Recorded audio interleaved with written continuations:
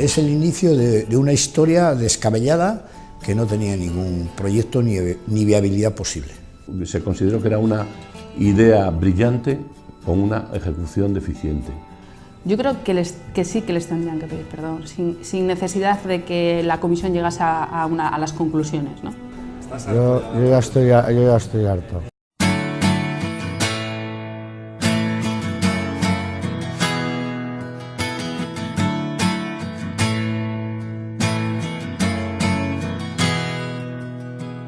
I know what you're thinking.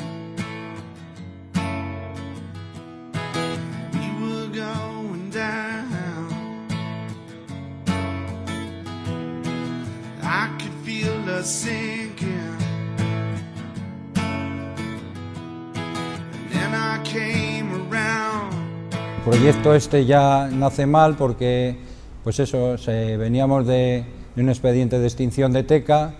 El gobierno pues quiere tratar de arreglarlo, quiere mostrar su apoyo y quiere buscar una solución. Ignacio Diego pues busca a estos empresarios que están intentando montar una fábrica en el País Vasco, y son empresarios cántabros, y bueno, se les convence de alguna manera para que vengan a montar su empresa aquí en Cantabria y recolocar a 88, en este caso, personas que aceptamos este proyecto. Cuando el señor de León y yo decidimos poner en marcha el proyecto Ecomasa, nos encontramos ante una posibilidad única y realmente ilusionante, un mercado en alza con inmensas oportunidades. Es por ello que, con el proyecto ya iniciado en Bélgica, nos planteamos la posibilidad de traer parte de la producción a nuestra tierra, a Cantabria.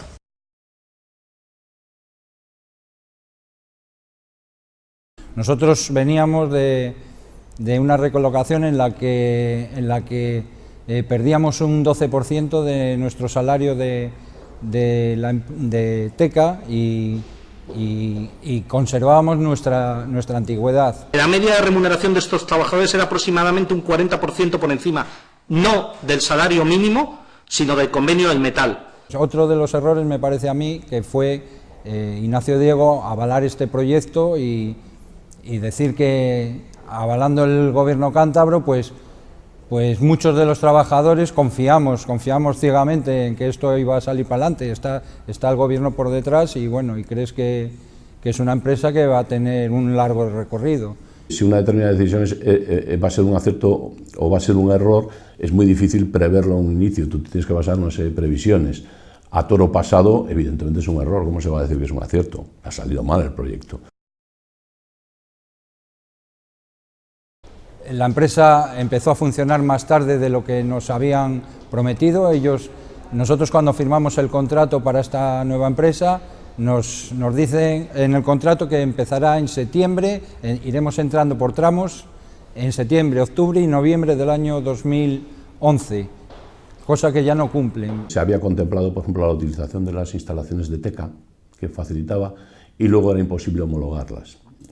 Por una cuestión, lógicamente, de licencias desde el punto de vista de industria, no se podían homologar, acondicionarlas era muy caro, hubo que buscar instalaciones alternativas y fue retrasando el proyecto, con lo cual los flujos de caja que se habían previsto en un inicio ya se fueron demorando. Estábamos haciendo unos cursos de formación en la empresa, cuando eso, como hemos dicho en todos los medios de comunicación, fue una mentira y un engaño, puesto que allí lo único que hicimos fue pintar suelos, pintar paredes, poner pladur, acondicionar la fábrica, en resumidas cuentas. Allí no había maquinaria alguna ni nada. Nosotros no podíamos aprender cursos de formación en una fábrica vacía. Este tema ha quedado ya plenamente demostrado en sede judicial, donde se han sobreseído los supuestos delitos de la querella interpuesta por los trabajadores y que tienen que ver con la supuesta apropiación indebida, delito contra los trabajadores, fraude en cursos de formación, etc. Y ello a pesar de unas declaraciones en sede judicial en las que se ha mentido expresamente, tal y como ha quedado demostrado. Al cuarto o quinto mes ya veíamos que había falta de material. En agosto del año 2012 ya creo que tuvimos que mandar a gente para casa porque no teníamos material para fabricar las las estufas y entonces era ilógico que estuviese la gente mirando al techo. El proyecto de Néstor Martín no estaba basado solo en una empresa de estufas de pellet, pues una parte de la demanda correspondía a las estufas de leña de Néstor Martín que iban a ser fabricadas en Cantabria y que a día de hoy están siendo fabricadas por el que era nuestro competidor en Soto de la Marina. El primer año, ya en febrero, cuando se cumplió el primer año, ya estaba formado el comité de empresa. El comité de empresa se había formado a los 6 meses, nos reunieron y nos dijeron que presentaban el primer expediente de regulación. El grupo ADEO, cuyas enseñas principales son Leroy Merlin, Aki y Bricomat. Se llegó a vender el segundo año a este grupo la cifra de 3.300 estufas y el potencial evaluado por el responsable corporativo del cliente era de más de 8.000 piezas anuales. Se vendieron además en muchos otros clientes y se llegó en solo 2 años de existencia a ser la tercera empresa española productora de esta categoría del mercado.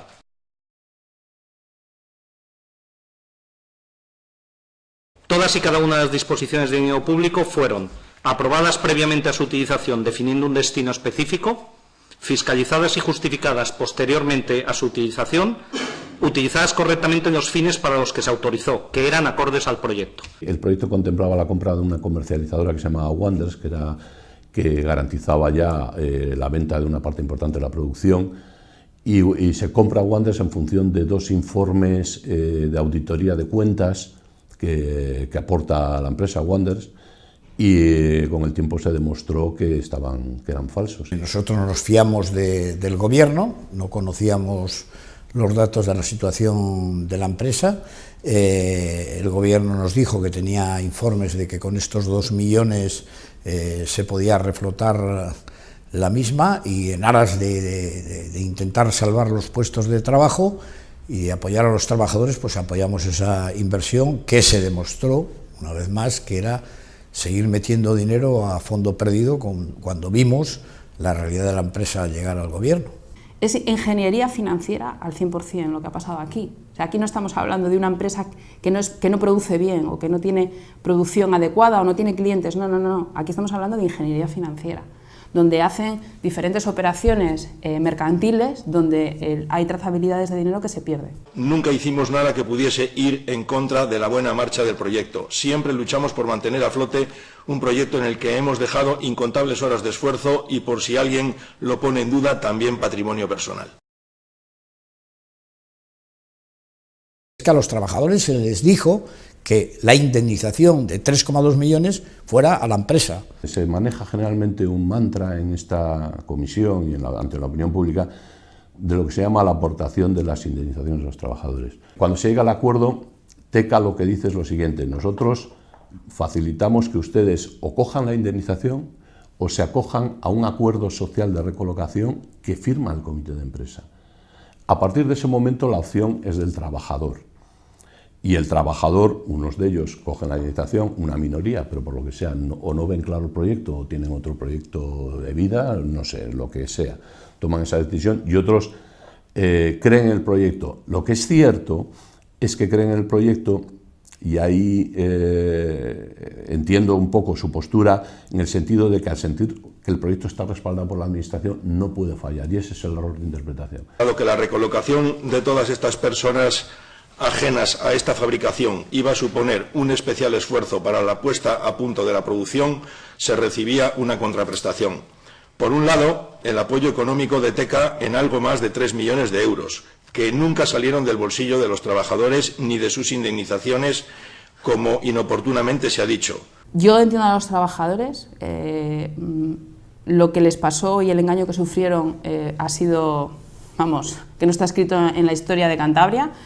Pero desde el punto de vista financiero y de viabilidad de la empresa no era viable, pero es que se fue cayendo como un castillo de naipes. Es TECA quien facilita ese acuerdo social y a quien lo acepta no percibe la indemnización, pero percibe el puesto de trabajo y además con una serie de características como es la conservación de la antigüedad y unas condiciones salariales pactadas, etcétera, ¿no?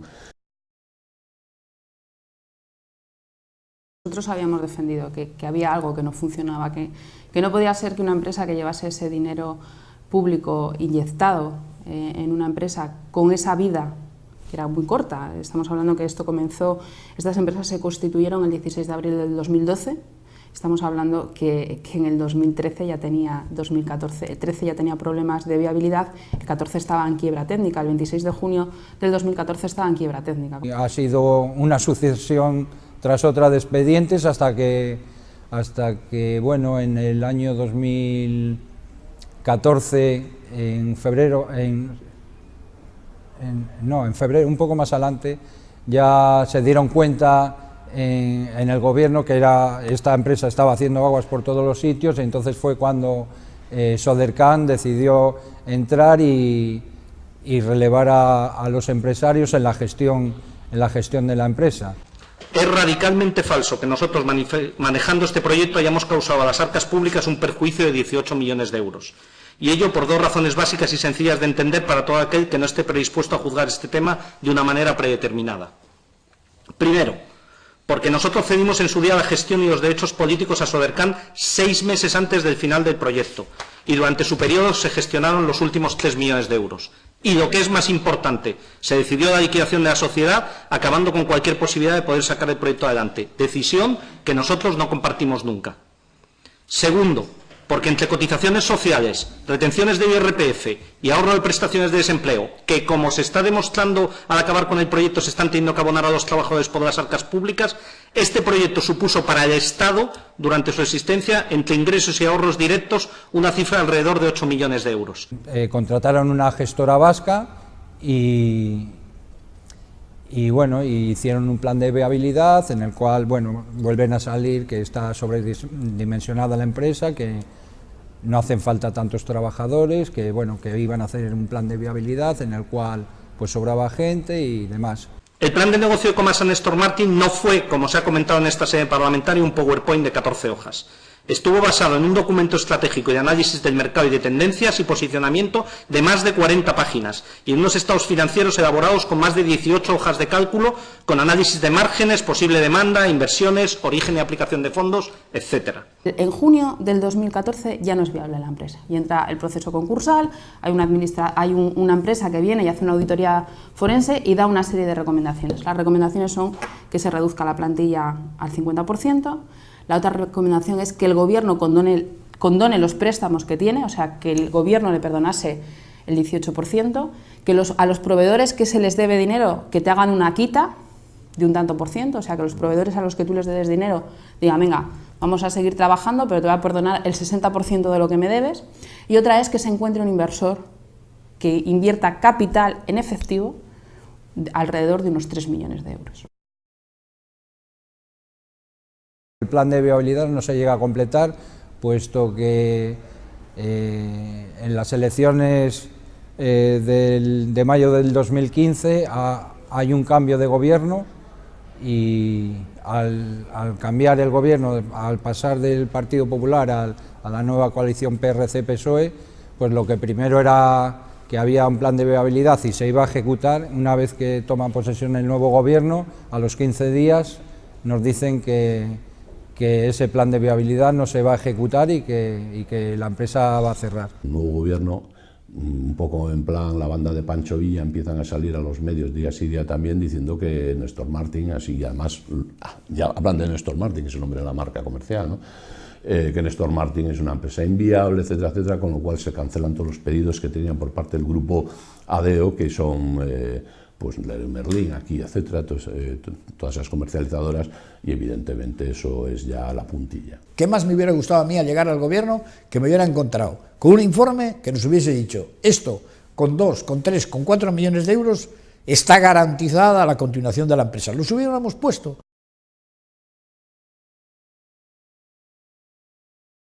Este gobierno no quiso cerrar Ecomasa. Este gobierno llegó en agosto del 2015 y vio que Ecomasa le quedaban esas posibilidades, despedir al 50% de los trabajadores, perdonarle la deuda del dinero que los cántabros habíamos dado, darles más dinero y encontrar un inversor con 3 millones de euros, que quisiera poner ahí 3 millones de euros. Y eso no se dio. Eso no se dio, con lo cual no había, por ley, solamente se podía hacer eso. Si el proyecto era viable, podía mantener puestos de trabajo, 60 o 100, los que ustedes decidan. ¿Por qué se dejó caer la compañía? Pues yo creo que las responsabilidades las tienen que asumir todos por cada parte por lo que ha hecho. Yo creo que tanto Andrés de León como Lavín tendrán que asumir los 18 millones de euros de todos los cántabros, y yo creo que todo el dinero de los trabajadores, pues yo creo que lo tiene que asumir Sodercan o el gobierno regional, porque es el que nos metió en esta embolada. Si quieren saber la respuesta a estas preguntas, pregúntenle al señor Salvador Blanco, o simplemente lean de nuevo la declaración de los trabajadores. Y pregúntense también quién ha salido beneficiado política y empresarialmente con la caída del proyecto Néstor Martín. Yo solo les puedo decir que uno de los consultores encargados de llevar adelante el proyecto por parte de Sodercan me confesó en una conversación telefónica que su opinión era que Sodercan iba a cerrar la compañía por razones políticas. Responsabilidades políticas yo creo que se han pagado y se pagan desde el punto de vista electoral. Es decir, cuando uno ha actuado de una manera honesta y cuando uno ha actuado siempre bajo el paraguas de los informes técnicos, dejando a los organismos públicos trabajar con independencia, con criterios absolutamente técnicos, realmente su responsabilidad como tal yo no la encuentro. Yo encuentro responsabilidad directa muy clara. Bueno, voy a matizarlo. Muy clara si es cierto el testimonio de los trabajadores, cuando hablan de que Salvador Blanco les coacciona. Hombre, el anterior presidente, pero sin ninguna duda, él trajo a sus amigos aquí a montar una empresa, metimos 21 millones de dinero público, bueno, público 18, más los 3,2 de los trabajadores, y ha sido un fiasco. Hay un responsable clarísimo. Yo no les traje, ahí a mí que me registren, y al gobierno también.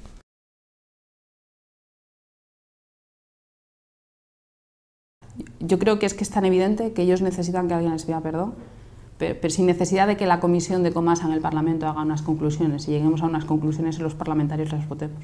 Yo creo que eso ya se tenía que haber hecho por parte de los que iniciaron el proyecto. Prometimos hacer todo lo posible por buscar alguna alternativa, pero en ningún momento hay ninguna nota mía donde se diga que vamos a mantener la empresa abierta, que íbamos a intentar mirar cómo estaba, naturalmente intentar salvar los puestos de trabajo, pero ya anunciábamos que nuestro propósito era crear una comisión de investigación para averiguar qué es lo que había pasado. No se ha recolocado a ningún trabajador, nos dijeron que iban a hacer todo lo posible para empezar a recolocar a la gente en distintos sitios, pero no han sido capaces de recolocarnos a ninguno en ningún lado. Recolocar en una empresa privada es imposible porque quien contrata es el empresario, y el empresario buscará un perfil de personas que a lo mejor no encajan en la medida que la actividad que van a desarrollar es distinta a la experiencia que tienen en la otra empresa. Eso es muy difícil. Este proyecto era el proyecto de nuestra vida y es absolutamente falso que no hayamos perdido nada en él. Nuestra apuesta por Cantabria nos ha supuesto perder todo lo que habíamos conseguido en los años anteriores. Los demás trabajadores pues estamos prácticamente la mayoría en el paro, hay familias que lo están pasando ya verdaderamente mal porque no tienen ni paro ni ayudas de ningún tipo, y entonces pues tienen hijos y se han quedado sin las indemnizaciones hace 3 años de cuando salieron de Teca, con lo cual esto está empezando a ser un calvario. Look at the stars, look how they shine for you, and everything you do.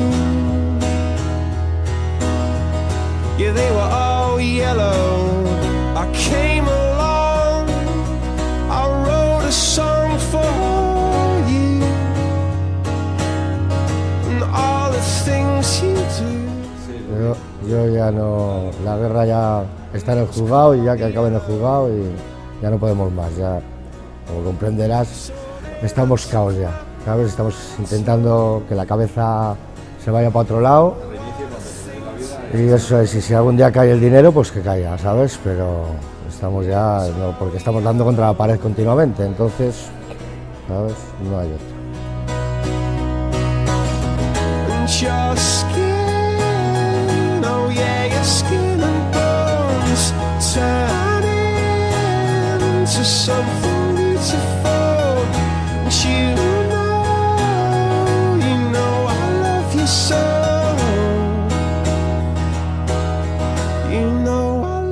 so